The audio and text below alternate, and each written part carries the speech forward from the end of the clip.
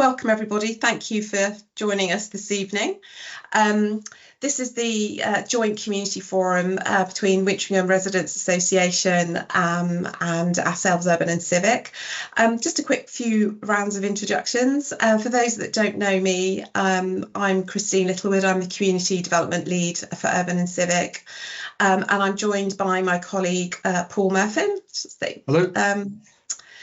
Who's Communications and Partnerships Manager here. Scott, I'm sure most of you, or if not all of you know, Residents Association Chairman.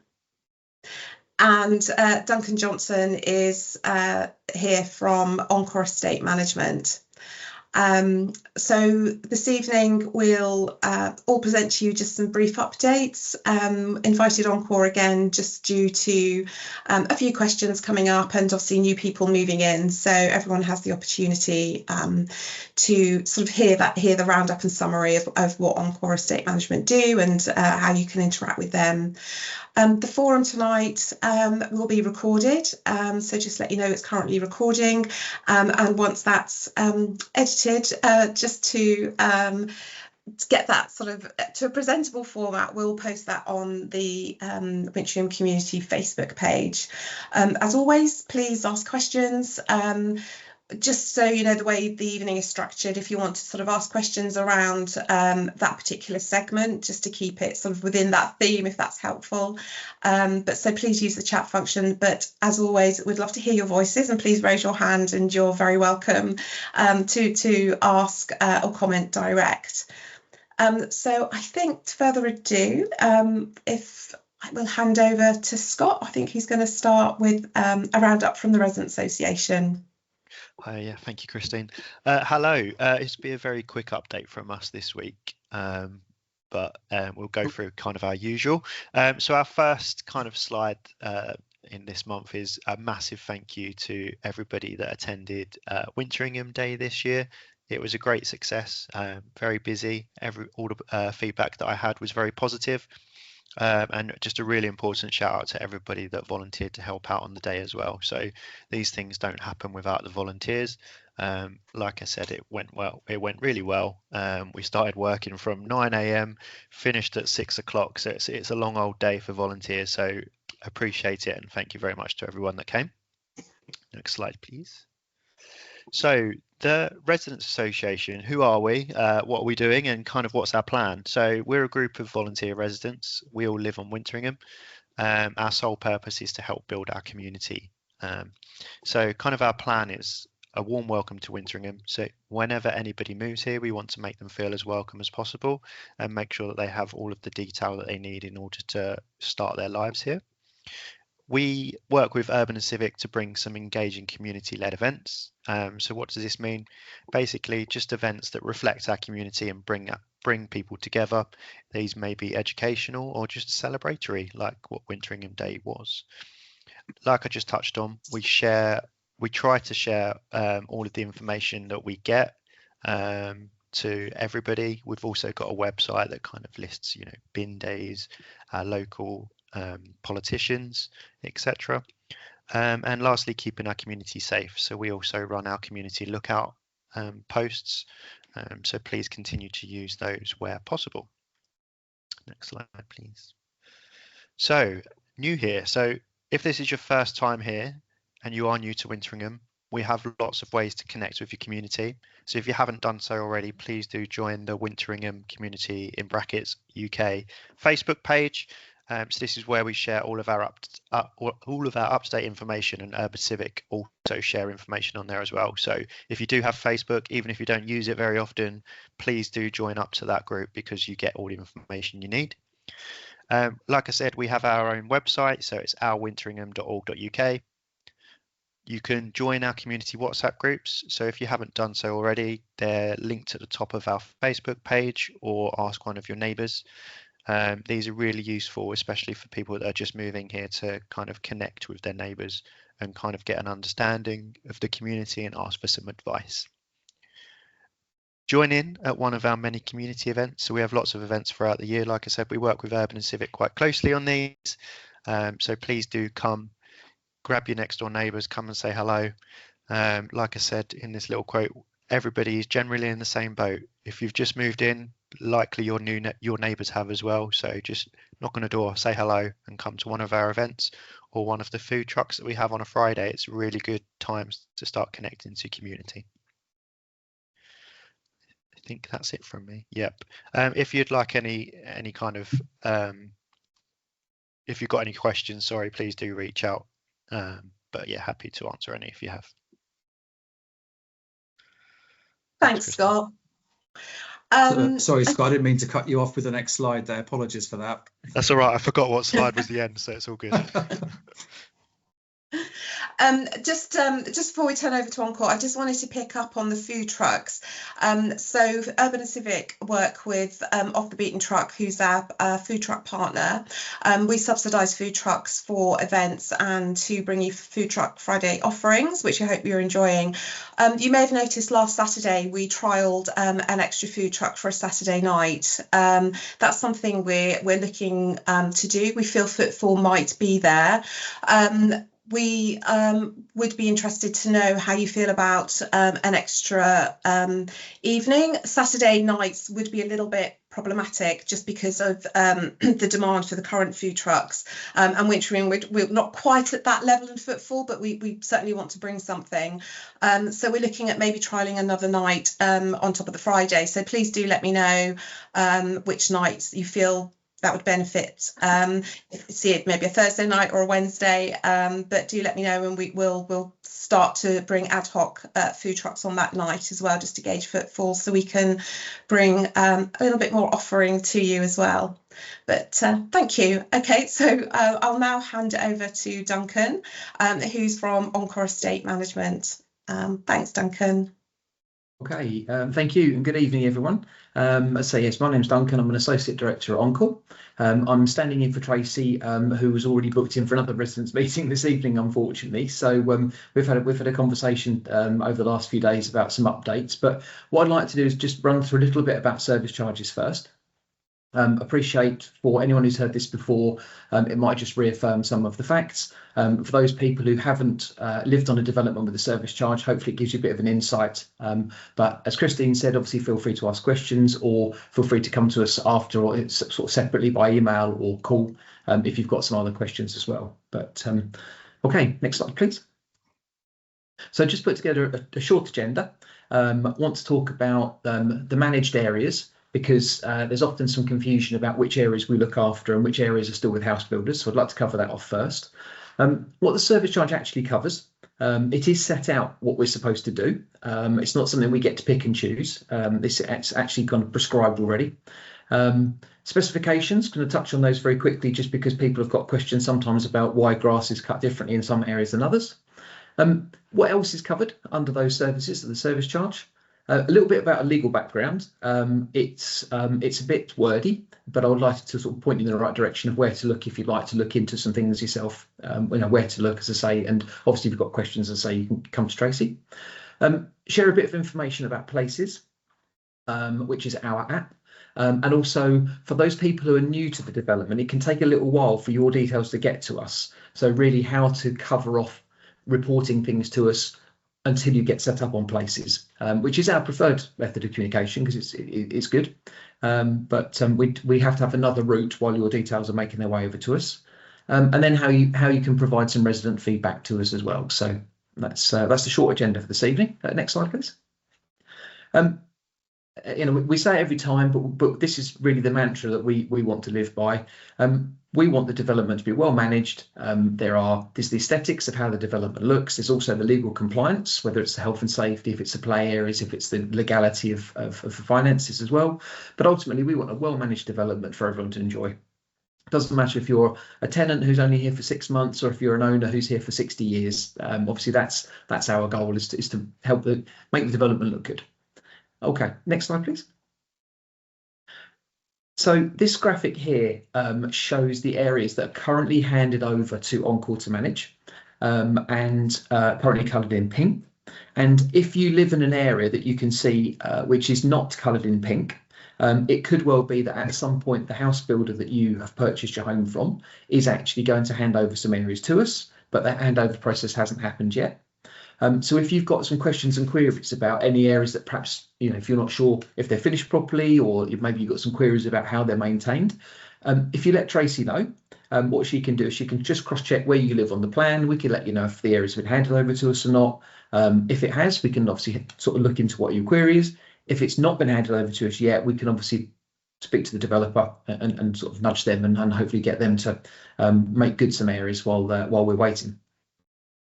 This plan is updated each year ahead of the new service charges. So the service charge year actually starts on the 1st of October.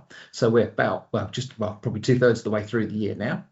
And what happens is the actual individual parcel developers, people like Barrett David Wilson, for example, they have an obligation to develop some of the communal areas. They then have to do a handover process with Urban and Civic to make sure that Urban and Civic are happy. And once they're happy, then we get brought in and the service charge is used to cover off on those areas. So if the area is not coloured in pink on there, then we are currently not using resident service charges to maintain those areas. So we will never use your money to put right an area that if it's not finished correctly by a developer, that's not how we do things. So we want to make sure that things look good when they're handed to us, and then we use your money after that. Parking enforcement, I have got a short update on that at the end. I've got a few topics to cover off, but unfortunately, inevitably, some parking enforcement looks like it's likely to happen. But we'll come to that in a moment. So if we could have the next slide, please. So what the service charge covers. As I say, essentially on a development like Wintringham, where it's really huge swathes of sort of green space, open space, you won't be at all surprised to know that the biggest cost centre is the landscape gardening. The company called Whitings that are maintaining the areas, very good company. I always think that the standards are good. It's not Kew Gardens. It's not going to be weed free 100% of the time. Unfortunately, that's not how these kinds of developments work. But they do have a schedule that they work to, and it covers off, for example, different grass areas. So if it's a front of house amenity area, it will be looked after on a regular basis. It will be kept short and it'll be kept tidy. Sometimes we have wildflower areas, sometimes we have wild grass areas, and they've got different regimes. They also look after maintenance of the trees and the woodlands and what we call the buffer zones, which is those kinds of the areas of green space between the formal areas and the houses before you get into the more wild areas. They carry out safety audits on the play areas. So they're checking them on a regular basis, reporting issues to us. They also look after the ponds and the drainage. So again, for those people who are interested, there's quite a complicated drainage design that's gone into the development to make sure that when the rain falls onto the roofs, it travels down the gutters, it travels into like an underground network of surface water, sort of pipe work, and then it generally gets discharged into the large ponds. So this has all been calculated as part of the design and part of the planning to make sure that the area doesn't flood. And those ponds can then hold water, and then they can allow the water to leave at a steady rate rather than sort of throwing it all off the site and flooding downstream, which would obviously cause lots of problems. So Whitings, the landscapers, they also look after the beds of those ponds to make sure they're kept sort of silt free and plants are removed. We look after the upkeep and lighting of the footpaths and the cycleways.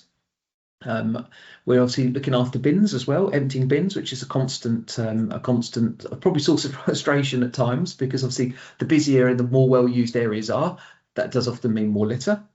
And then things like replanting are going to be addressed in the spring and in the autumn. Obviously, it makes no sense, obviously, to plant things in the height of summer when they've got very little chance of surviving.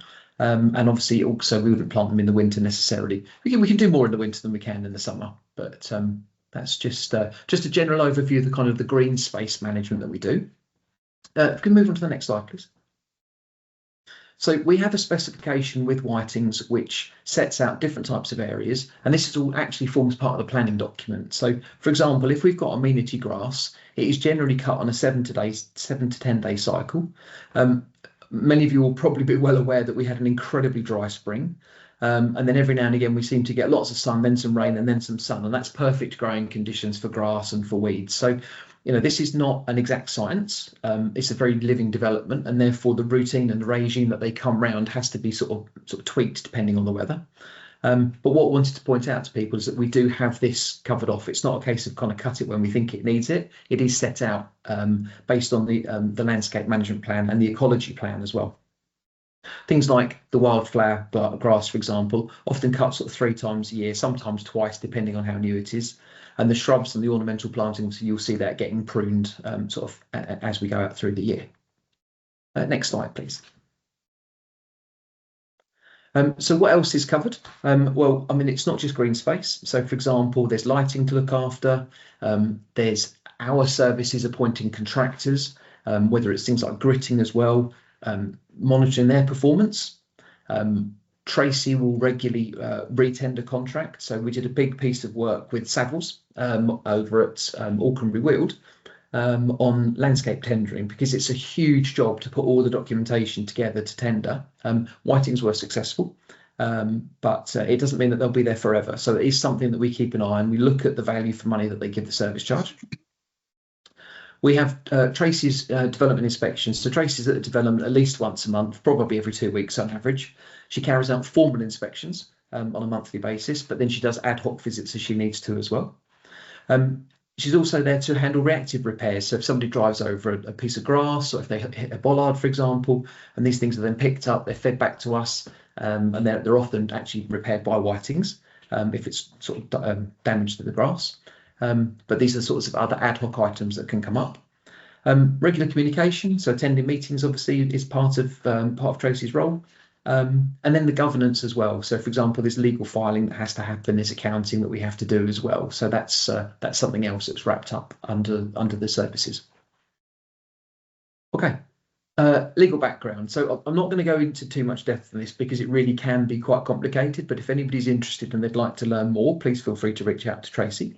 But the one thing that knits everybody together, whether you've bought a house from Carla, if you bought a house from Durkin, if you bought a house from Barrett David Wilson, is the estate management deed. So you really have 2 legal ownership documents when you own a property at the development. You either have the TP1, which is your house transfer, which gives you that piece of land that your house is built on, or you have a lease if you happen to live in an apartment block.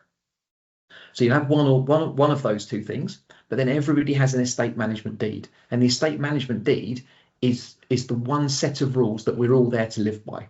The TP1s can vary slightly depending on the house builder, but largely they're the same. But it's the estate management deed that's the structure that we live and we work to. And if you have a look at your estate management deed, it says on there that you have a legal relationship between you as the homeowner and also between the management company. The Schedule 1 defines the common parts. So that will actually set out the areas that you see pink on the map to start with. That's actually that shows you the common parts. And Schedule 2 sets out the services. And the costs are also included. So these are the things that we have to do and what we're allowed to spend money on, because we're not just allowed to spend money on everything. It's prescribed. And it also Schedule 4, which is the sort of slightly more complicated part, is the method of calculation of charges.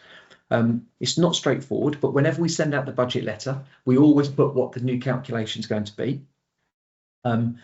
Because after the first 5 years, the amount does get reviewed, but there's some mechanisms in there to make sure it's reviewed and it's capped at a certain level. And for as long as it takes where the income that we receive from the residents is not enough to manage the development with, which happens in the early days because there's less houses and more green space, then it's heavily subsidised by Urban and Civic. And that is just going to continue until they've stopped developing green space, they bring in more homes, and then the income will then cover the expenditure. Now, that can take a while. But ultimately, you're protected by the fact that your service charge is capped and Urban and Civic pick up the difference. It's also worth remembering that everybody pays the same amount. We don't have different budgets for different areas. People don't get discounts depending on circumstances. It's not that the bigger houses pay more or the smaller houses pay inequitably. Everybody pays the same amount per property per year, and that is the money that we use to manage those areas. Okay, so places. So as I touched on before, for those of you who are new, it's going to be a little while before you can get set up on places. And the reason for that is it can often take quite a long time for your solicitor to get through to us your ownership details. And we do find sometimes in those first, it can be sometimes several months. It can be quite frustrating because we can't write to you because the solicitor hasn't told us that you exist yet. So obviously that's quite frustrating. So in the interim, if you want to report anything to us, and I'm going to cover this on the next slide, but we ask people to use the info@encoreestates.co.uk email address. But once you are set up, we'd encourage people to get registered on our app called Places. So you'll receive an invitation key, and then the primary account holder can log on and you can see everything. So you can see your financial information, you can see information about development, and you can pay services and charges online. Secondary accounts can also be set up. So if there's two of you in a house.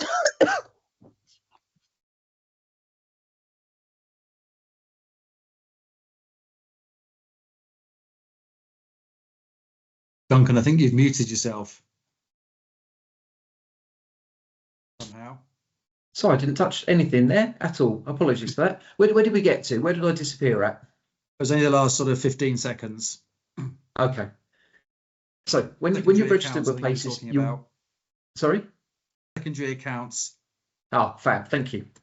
So secondary accounts. So once a primary account's set up, other people can set up accounts as well. So you can still receive information about the development.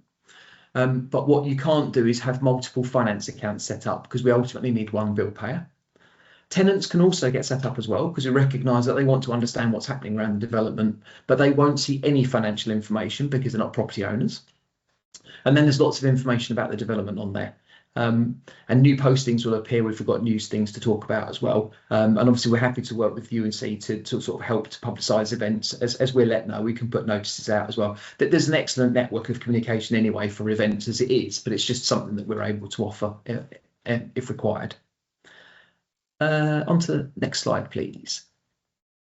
So as I say, at the moment, the best thing to do until you're set up on the Places app is to report things to us at info@Encore Estates.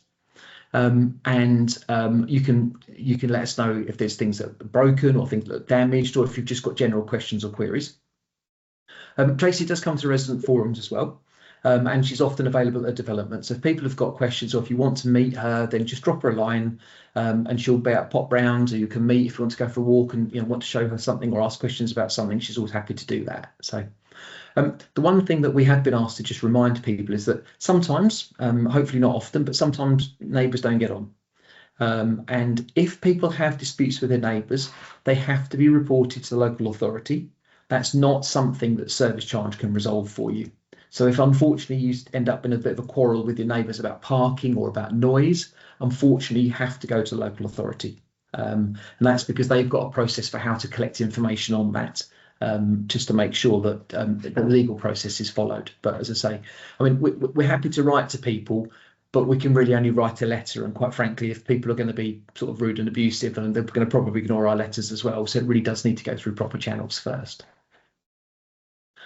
So I'm just going to pause on that slide for a moment, because I just wanted to run through a couple of updates, so sort of general updates as well. So in terms of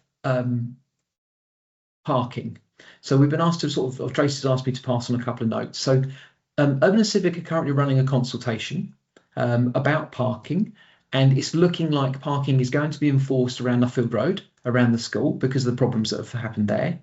And what we're really urging people to do is to park really considerately, because if we get enough complaints, unfortunately, parking control will be rolled out across the development, because we don't really have much choice. So we really do urge people, please, please, please, park considerately, park in the places that are designated, and try to think about your neighbours. We also get questions about commercial vehicles as well. Unfortunately, again, most of the roads are going to be adopted, and therefore once the roads are adopted, I mean, it falls out of our service charge remit at the moment. So we won't spend your service charge monies on trying to resolve something that's not in the land that we're going to be looking after. So again, we just urge people, please think of your neighbours, please just park considerately. If you have got a commercial vehicle, is there somewhere a bit more out the way perhaps you can park it? I appreciate sometimes people have got tools on board. I know it's not that straightforward, but once the roads are adopted, it will get picked up by the local authority. Second thing to talk about is the trees. So I'm aware of some vandalism of trees in the area. Tracy's been working with Whitings. As these things happen, trees are being removed, damaged trees are being removed. Whitings are kind of going around cyclically and doing that, and they are going to be replaced in the autumn. As I say, there's no point in us putting them in now, because they're going to need ridiculous amounts of water, and there's just every chance they're going to die. So we need to avoid that. So the planting will happen in the autumn. We had an issue with a number of people who lived in Durkan homes not receiving letters, but we think that's been resolved now. We think there was a glitch at our side, so hold our hands up and apologise for that. But we think that's been resolved now. So that was an action carried over from last meeting. And there's also been a bit of a query about streetlights as well. So there are often runs of streetlights that are not connected. If that's the case, please let us know and we'll pick it up again with Urban and Civic. So Andy and Simon are our main contacts. Because it's quite possible it's still with the developer in their actual parcel of land, and therefore obviously we need to work with them because they will need to be made aware because they're the ones that need to get it working. I think that's my updates from Tracy. Did anyone have any questions at all? Did anyone want to put up a hand, or did anyone want to wave, or are we all relatively happy? Okay, going once, going twice. Well, thank you for that time, and I'm going to stay on for the rest of the meeting anyway, and just in case things crop up that I need to let Tracy know about. But as I say, if people have got questions or queries, please do feel free to come to us, and we'll always try and help. Thanks, Duncan. Oh, okay. So sorry. Just as you sign off. Yeah, and I got the headline of that. Biggest bugbear is residents routinely parking in visitor parking areas. Look, this is exactly it. This is exactly what I'm saying. If people have got extra cars, if you've got two cars, you should really have a car with 2 spaces, or know that you can park somewhere that isn't going to upset everyone. Because the problem is that we will end up having to bring in parking enforcement, and the people who are abusing the visitor parking spaces are going to end up getting tickets. And obviously we want to avoid that if we can, but ultimately that's what everyone signed up to. People have signed up to respect that these are visitor bays. And if they abuse them, unfortunately, people will end up getting tickets. So yeah, take on board completely on there, Christopher. Thank you. Thanks, Duncan. Okay. Yeah, if you're thinking of anything else, you want to pop something in the chat, as Duncan mentioned, we can pick something up at the end. Thanks. Just next slide, Paul. Thank you. Sorry, did you want to pick that up now? Chris has just messaged, or do you want to leave that to the end? Sorry, if we if we could just keep chat within the themes, then we can get round addressing. Okay, so Chris, but we're going to be covering development updates at the end. So as we mentioned, we'll get through. So we'll do community updates and then we'll move on to development updates. So hopefully we'll cover off all your queries and feel free to answer questions. Okay, so just a quick one from me, just on community update. Sorry, Paul, just next slide. Okay, so just the next event coming up is the Nordic Walking. So this is a new one for Wintringham. The booking, if you wanted to register and book for that, that's currently with Smart Journeys, who are a sustainable travel partner. So you can book with them. The link is on the Wintringham Facebook page, and I think there's a few spaces left. So if you fancy doing that, it's on the 28th of June, and we'll update with some more details coming up to that event as well. But I know some of you have signed up, so I look forward to seeing you then. Next slide. So just on events, as we mentioned, we Urban Civic sort of offer and put on events for you throughout the year. Some we partner and support the Resident Association as well. So we have an offering sort of every month. These can be based around the heritage or ecology or wildlife of the site, and also for sort of social and meeting neighbours and sort of celebratory events as well. So we will, as mentioned, the next event coming up is in June, and that's Nordic Walking.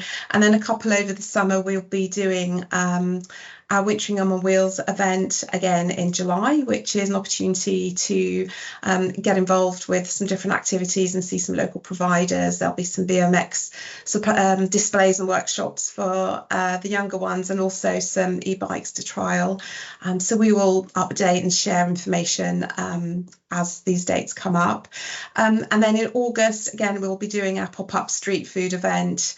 So we'll have a variety of food trucks and the DJ again and some deck chairs, and hopefully the sun will shine.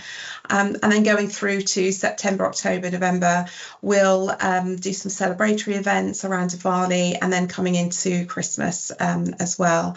There are some initiatives as well with our travel partner, and we'll share those too, but we'll update. So for the moment, look at the Wintringham Community UK Facebook page for those updates, which I believe Scott will then share across the resident WhatsApp groups as well. But we'll update more in detail as those events come through. Next slide, please, Paul. Thanks. And just a reminder, we've now got Wintringham included on the mobile library rounds. So every second Monday of the month, the mobile library will be here. So please do come along with the children after school, can pop in, or just if you're passing by. You can return books from other libraries. It's fairly accessible. So just to let you know, that will be outside the school. And the next visit is Monday, 9th of June. Next slide. I think that might be a bit. So thank you for that. And then I shall hand over to Paul, who will do a development update, and hopefully Chris will answer your questions there as well. Yeah, thank you.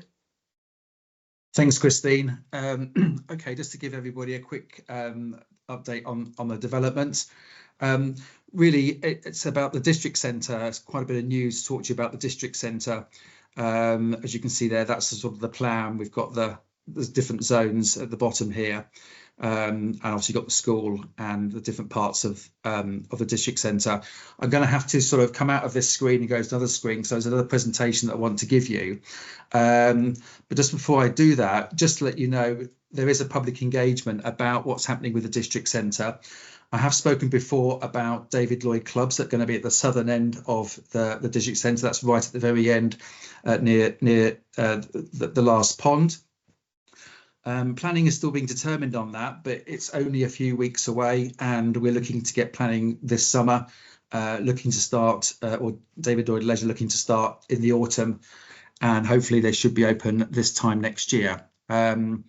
But some other news to say is we've been working alongside Marks and Spencer, who currently have a store in the High Street, as you may know, but they're looking to relocate that to the Cambridge Road end of Marks and Spencer, along with, I think I mentioned before about a pavilion and an eatery and some shops.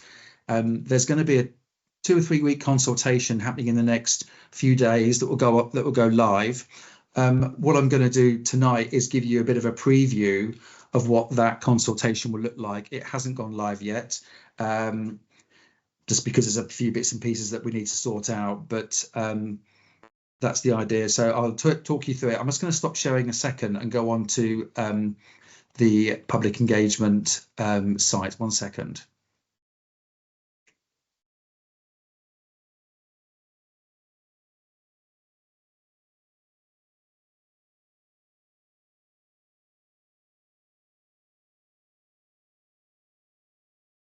So can everybody see that? Yeah, okay. So as I've mentioned before, the district centre is divided into 3 zones. We've got Zone A here, which has the new Marks and Spencer, subject to planning. It has a pavilion here, which is an eatery. It'll have some office and community spaces here, if everybody can see my cursor, along with a parade of shops at the bottom here. Parking for here, but I'll tell you a little bit more about that later on. This is currently the Three Fishes Ponds that sits there at the top of the development. This is Zone B here. This is about probably 2 to 5 years away. This will have an additional community centre. It will have a nursery. It will also have a health centre. That's still in the melting pot about what's coming there, but we're slowly bringing all that together. And this final zone down here is where the new David Lloyd Leisure is going to be. As I said, we're just going through the final stages, or not us, it's a commercial deal, and David Lloyd Leisure are going through the final stages of planning there. Just to sort of scroll through, this will go live soon, so you'll be able to sort of make your own, have a look at this yourself and make any comments that you'd like. About 2 or 3 years ago, we did some public engagement about what people wanted to have on this district centre. These are the questions. You know, people expressed a desire for public spaces that reflect the heritage of the site. Safe landscapes with seating to meet friends and sit around and sit outside. A large supermarket would have been good, and some other shops and more services just on the doorstep. And also interesting sort of trails and walking pedestrian routes that sort of segregate the cars and make walking and cycling at Wintringham a lot better, and also a public square. Well, hopefully we've answered all of those. As we go through here, you'll see a bit more detail of the Marks and Spencer. The Marks and Spencer sitting here, the pavilion sitting here, a public square here and here. And obviously this is the current Three Fishes Ponds. This will be a parade of shops here, and there'll be some offices or community space above it. I'll go through in terms of the communication links and the connection links a little bit later on. But here you can see some ideas of, this is from sort of beyond the Three Fishes Ponds, of the landscaping and how that's going to look for seating area, obviously with the Marks and Spencer there in the background. So we work quite closely with the architects, and some of you may be familiar with the local heritage of the roundhouses that used to be on this site many years ago. I'm just looking to see how I can scroll, so let's move you out the way over here. Bear with me a second. So this is a bit of a sketch of what the roundhouses used to look like, and you can see there's these different sort of types of roof that I've got here, that are here. And what the architect has done is develop this roof style, a sort of contemporary interpretation of how these roofs might look for the new Marks and Spencer and the new pavilion. So what we've got to in the end is these fins that will come out from the roof that will look quite smart, and it'll be the construction that we're going to use for the food and beverage and also the store sort of frontage. As you can see here, when the two are joined together, the Marks and Spencer being on the right, and the food store on the food and beverage on the left, you can see actually it's the other way around. So it's the Marks and Spencer on the left, and it's the food and beverage store on the right. You can see how these fins will start to work and how they come together through this design. Any more? Okay. So in terms of landscaping, we have a large car park here that will have EV points. This will be, there's going to be a green sort of barrier around the corner to sort of separate the area from the other side of the road there. And this will all be shrubs, and it will be sort of planted out well. As you can see here, there's lots of street furniture that will be here. And also this will be landscaped. You'll see in the illustration views of how that's going to look for a seating area and a very good communal area going forward. This is the Three Fishes Ponds here. So you can see how the landscape's being inspired by these sort of Iron Age footprints that you can see that we've got here. And the whole area will be sort of worked up and finished and come together to look quite presentable, to make sure that it really gives that area a great presence. In terms of connections, I hope you can see all this. There'll be accesses all the way through for cyclists and pedestrians, and vehicular access coming down Nuffield Road and into the car park via the sort of service area, the service yard. And you can see here that the cycling and pedestrian routes are all the way through. So whether you're coming from the school, we're coming from Nuffield Road, or we're walking past the footpath along the Three Fishes Pond, it really is very accessible. And a few sort of illustrative views that we've got here. There may be more when the site goes live, but you can see how it's all sort of starting together and how the two buildings will work in conjunction on the whole site. And there you are again, you've got these two visions of how the store and the eatery will look. And again, this is from the road at Three Fishes Ponds, and it'd be just nice to get that hoarding down that's been around here. It will really open up the site here. And you can see here that the Marks and Spencer food is sort of sitting proud, going to be a large store. It'll be 3 times the size of the one that's currently in the high street. Planning is looking to go through in about the autumn or sort of this summer, but it may take 2 or 3 months to go through. And hopefully it'll be open in 27, just after the Christmas time, but hopefully in the spring of 27. Which sounds a long time away, but we all know how quickly time goes by. And here's just another illustrative view of what that will look like from that side. I'm going to go back to the other presentation now, but when this goes live, you'll be able to put your comments and views in there and send it off to us. That'll all go through to a central point. You don't have to put your details in terms of who you are or where you live, just general comments. And it will get collated, and the District Council, Huntingdonshire District Council, will take all those comments on board before they make their decision on the planning. Before I go to the next part of the presentation, whilst we're on this site, is there any questions about the district centre coming forward?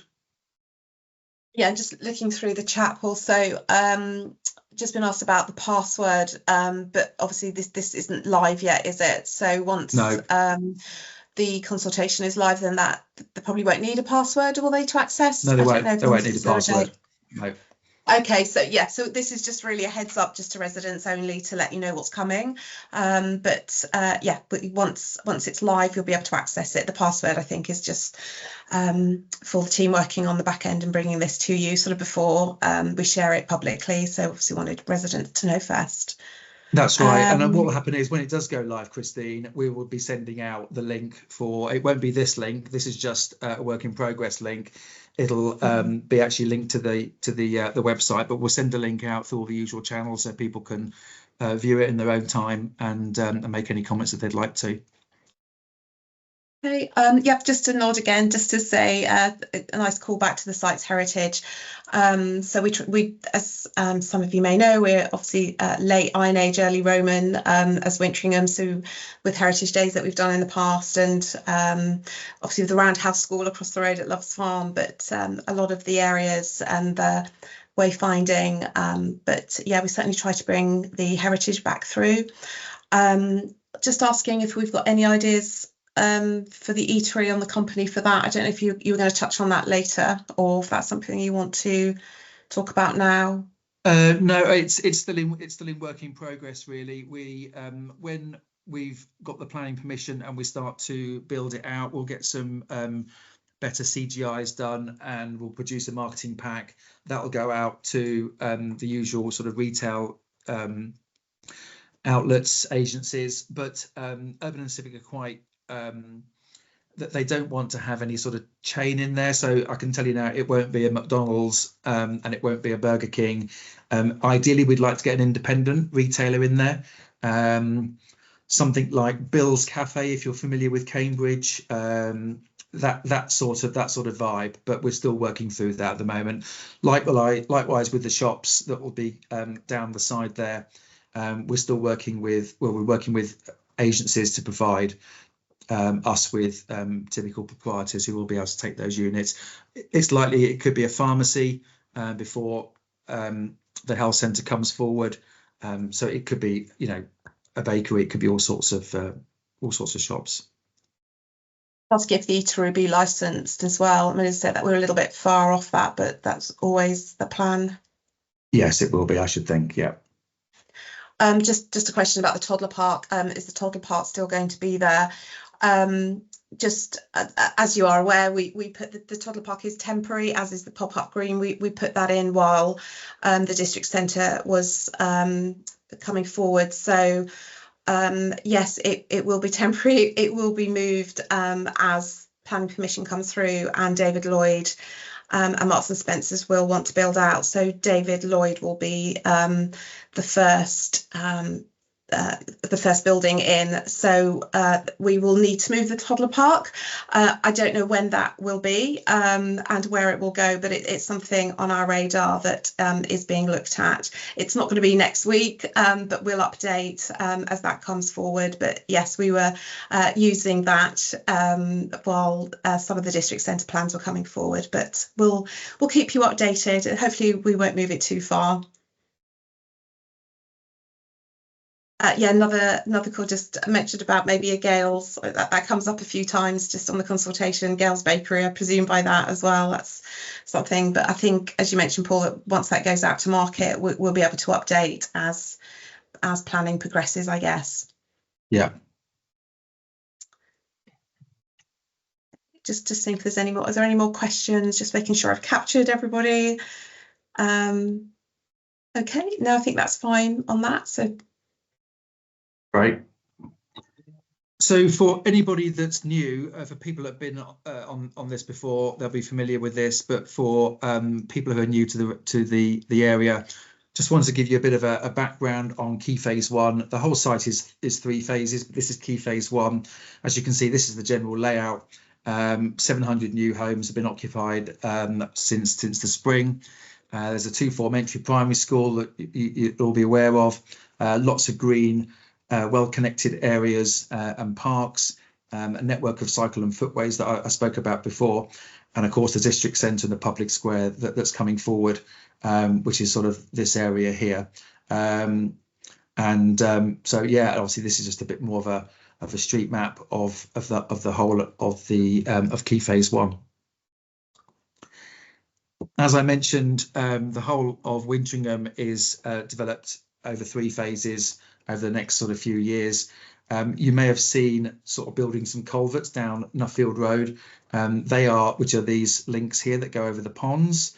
They are now finished. There's been a few sort of issues in terms of getting those adopted and signed off by the Highways Council, but those spine roads will lead you into Key Phase 2, which is the next part of the development we're working on.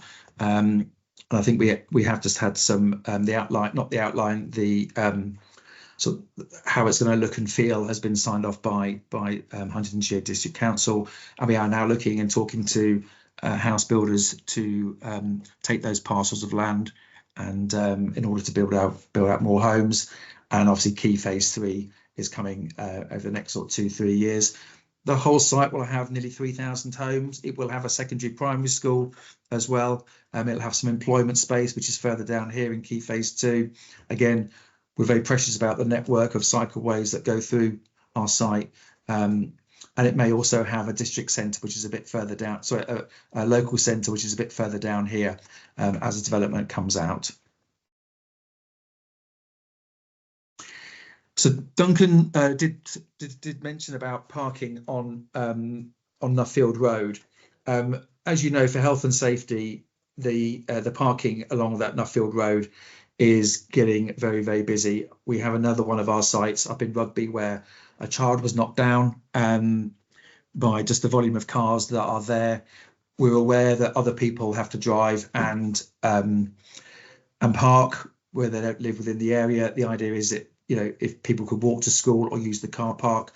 So just to let you know that the parking down Nuffield Road from the roundabout all the way down to Honeysuckle Close will be implemented over the summer, and there'll be some signage that are being erected that will be going down over the summer, and it will be enforced when the new school summer term starts. So it's not going to happen at the moment. We've got obviously another half of the summer term to go. There will be lots of communications going out about it, and we'll just have to see how that works. But at the moment, we've got a situation where there's just so many cars parked there, and you know, it's going to be an accident waiting to happen. The school's happy with it, local councils are happy with it in terms of what we're doing, but it does need to get sorted because it is getting very, very busy, and it's only going to get worse as more people join. I think, you know, as the time goes on, we will own the car park at Marks and Spencer, so people may be able to park there, go and drop children off at school, come back and do a bit of shopping. That could work as well, but at the moment we are advising that when the new school term happens in September, to use the school car park, obviously subject to availability, which is off Aspen Avenue. I did send a communication out last week about some notice of works and road closures. Again, this is for health and safety reasons. If you can see my site here, sorry, my cursor here, just down the bottom of Aspen Avenue where it meets Currington Avenue, there's going to be what's called a raised table. And the raised table will make it better for crossing. It's a bit of a sort of dog-leg crossroads there, but there's a lot of work happening in terms of surfacing all those roads, so there's no more ironworks that are raised that's slightly proud. That work is going on at the moment. It's going to take a bit of time. It's going to be a bit congested. I just ask please to sort of allow a bit more time for any sort of journeys and sort of bear with us until that's done. Hopefully the beginning of July, but when it's finished, it'll be a lot more safer, a lot more pleasant, and we'll keep you updated if there's any other closures or diversions as we go forward. And I know there's been a lot of talk about updating you on the leisure route and Currington Green and Penny Green. Just to let you know, Penny Green is our what's called a build to rent parcel. So we're building about 140 homes here purely for people to rent. This is the work here that we're starting to, these homes are going to come over in the next, when I say come over, they'll be finished, they'll be ready for renting in the very sort of early summer. So this work is currently being worked on here. Currington Green is this stretch here. I know it looks a bit like a dog's dinner at the moment, but if those of you who live there or are known to it, it had a haul road that went through that was providing Carla with access to their parcel. Carla have now finished. We're now working with a provider that's digging out that haul road and digging it out. It's got to go quite deep. It looks a mess at the moment, but it will be finished over the next few weeks. It's got to be dug out. It's got to be filled with different grades of soil, and then it'll be topsoiled, and then it will be either turfed or seeded. And as Duncan mentioned, that it's very, very dry at the moment, and it's very hot. It will be over the summer. It's likely that seeding or turfing won't happen until the autumn, until September, but that will be finished in the next couple of weeks. And in terms of the leisure route, there's still a bit of work to do on some of the leisure route. I mentioned before about these the culverts that are happening here. We've had to get those finished first before we can start to work on the leisure route, but that will be done over the summer as well, after Currington Green is finished, to hopefully get that open by the autumn. September we're going for, could be early August, but that's the plan. The works have got to be done, otherwise we're going to be a situation where we're opening it up and then having to close it again. So we'd rather get the works done and then we can open it for everybody to enjoy. So I apologise for the works that we're doing at the moment, but it is now planned to be done in the next few weeks, and with the leisure route next couple of months. Ooh, that was it. Is there any questions? Just kind of like going through the chat, just from your previous slide, just to query what the grey field in key phase 1 on the bottom right was. I think that was the slide that showed the 3 phases. Let me just share my screen again, 1 second. Bear with me.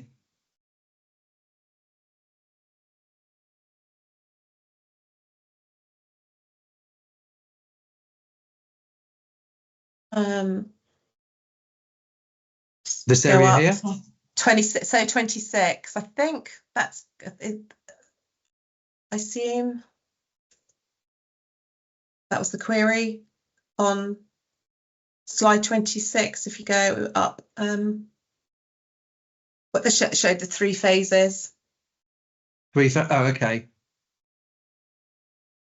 Here? That one, I believe. Oh, sorry. So just backtracking, what's the grey field in the key phase 1 on the bottom right, sort of southeast? Here? That's one of the That's- ponds. It's not a great yeah, deal. That's one of the ponds. Yeah, that's one of the three lakes. Attenuation ponds. It's the bit just above that. So I guess the bit under Morris. So if you go along the A428, it's the very bottom, just on top of the lake. I think they're querying.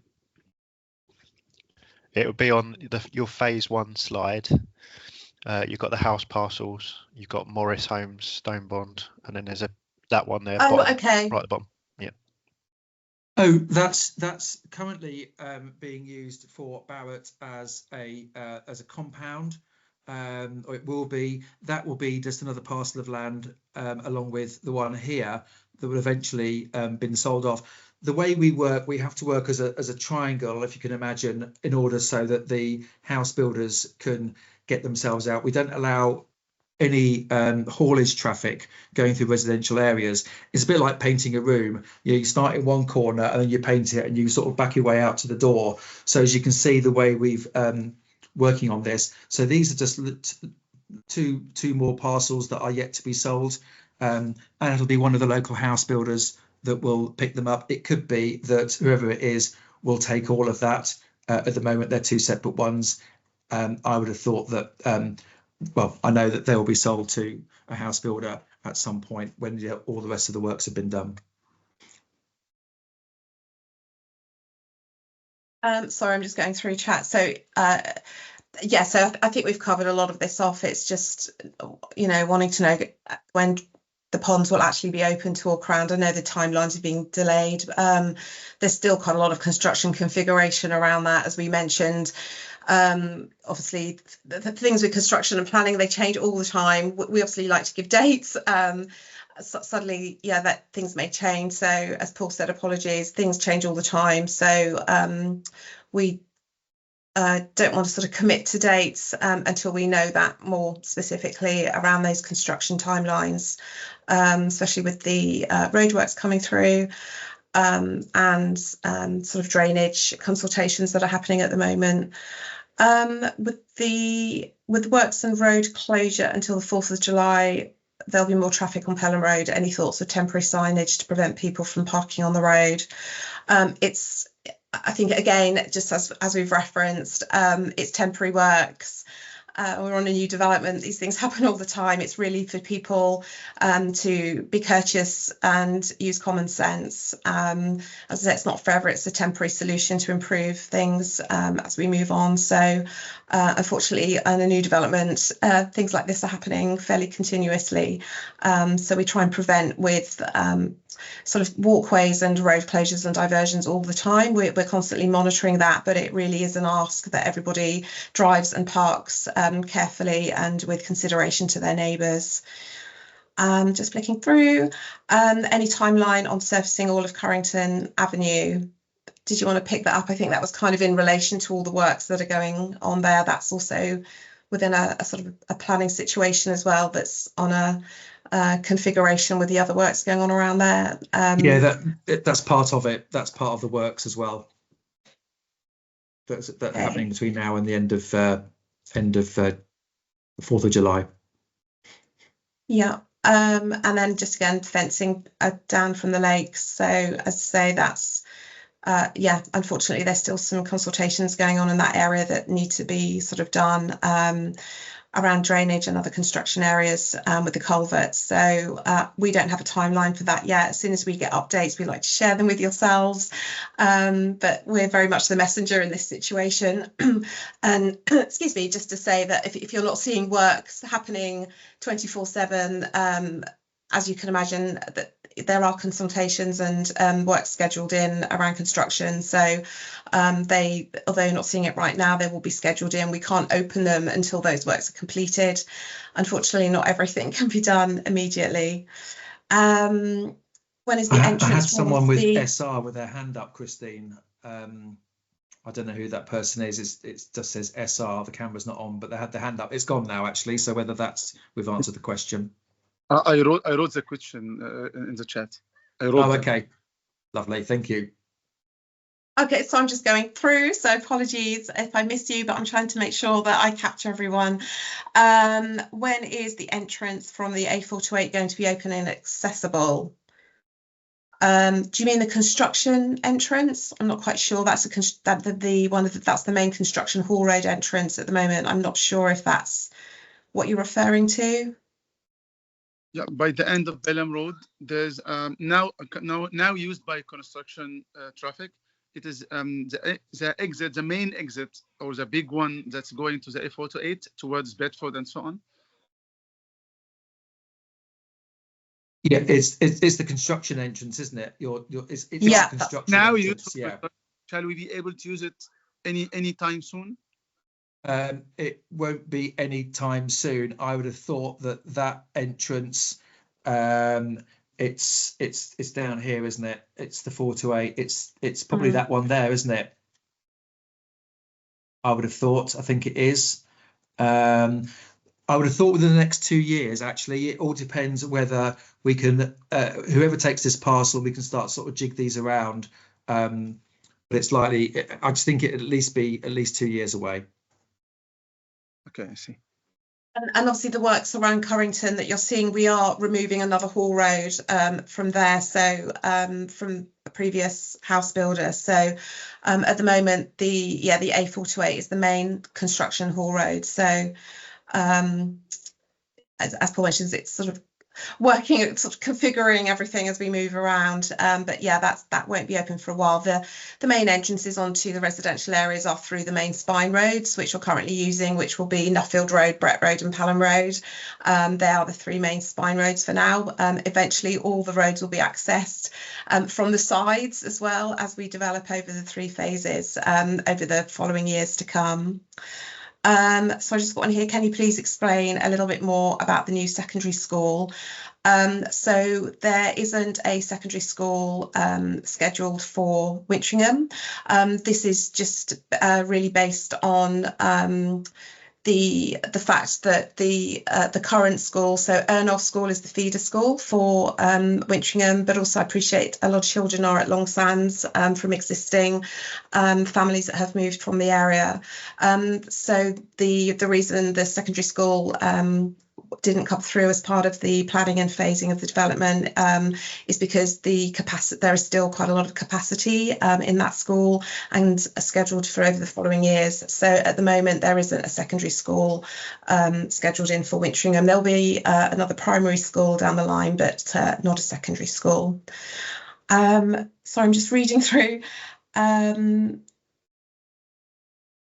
Okay, so just a query around football pitches and basketball courts planned for phase 1. Any chance we'll have some space for children?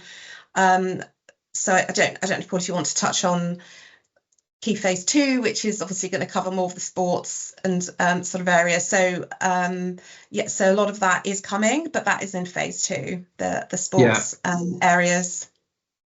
Yeah, we're slowly working with the district. We're working with the district council just about to sort of think about what the provision will be there for football pitches. That actually, we've commissioned a report about what the whole community will need, and also taking into account what else is available within the St Neots area. We will be able to give you a bit more information long before it happens, because football pitches actually take about 3 years to get established. So when the spades go in the ground, we have to have them ready within 3 years' time. So we've got designs, and when we've sort of got those firmed up, we will share those out with you. Yeah, just reference on yes, it is a second primary school, not a secondary school. Just about any allotments planned. I don't know what the latest. We will be bringing forward in sort of further phases what we're called eat streets, which are kind of edible orchards that they'll be opening soon. Allotments, I don't believe are. I think yes, they are on the radar. I'm not sure if they're. They may be for phase 2. I don't know. Is the honest answer to that. We can go back to the team and find out. But potentially yes, just not yet, I think is the honest answer. And certainly provide an update next time. Okay, I think I've got to the end. Apologies if I've missed you. Please shout, wave your hand, tell me if there's anything I've missed, or if there's anything like to ask or have further clarification? Yeah, my first question was the club. It was missed. Sorry, say again. I didn't quite hear you. I just asked when is the club supposed to be working, operating, and also whether we will be able to get any advantage of having them on our side, because they are usually high-end ones, so not feasible for everybody. Do you mean the So David Lloyd Leisure? Yes. So David Lloyd Leisure, they are in the final stages of planning at the moment. I would expect they'll get a decision by probably the end of June. They will start to do the work in the autumn. It's only about actually a year's build. So if they get the work in the autumn, then they should be open by September, October, autumn 26. That's the plan. In terms of special rates for Wintringham residents, that all actually depends, on David Lloyd Leisure. It also depends sort of how successful and what the membership take-up is. They are quite, they've got quite a good mechanism in terms of membership. What they don't want is the club being absolutely full. So they sort of price market to make sure that people can get on the machines, people can go into the swimming pools, and people can use it and relax. So what they don't want is, lots and lots of memberships and filling the place. So it'll all depend on really the take up of the membership, and it'll be a David Lloyd Leisure decision. But I can assure you we're trying, because Urban and Civic are trying to get some sort of good membership rates as well. So so I'll have to keep you posted about that. Okay, thank you. Okay. Thank you. I think that's it. Thanks, everyone. I appreciate your questions. There's some really good stuff coming that I hope you're excited about. As always, we can't promise we can deliver it all tomorrow. I wish we could. But as I say, we will update from our sort of project and development teams, and as planning permissions progress, we'll hopefully try and bring those updates to you. Some do get delayed, they aren't always accurate at the time, but we will certainly give you the most up-to-date information. And then really, just as the consultation comes live, the engagement, please do sort of join that and sign up to that and give us your thoughts, and we'll update. Hopefully, I think a bit more on that, Paul. I think for the next, we'll hopefully kind of regroup again in a couple of months. It'll be the end of July, the last Thursday in July, which I think is the 31st, which is the last Thursday in July, and hopefully have a little bit of an update on the engagement by then. Would you say that's about accurate, Paul, for that? Yeah, and by then, the district centre, the Marks and Spencer, and also everything else, the eatery, that would have been submitted by then to the district council, and we also should have a result on David Lloyd Leisure, so be able to give you a bit more of a programme of when that's happening. Great. Thanks, everyone, for giving up your time this evening. As always, please direct questions as needed, and we'll see you in a couple of months. But enjoy the rest of your evening, and we'll see you soon. Thank you.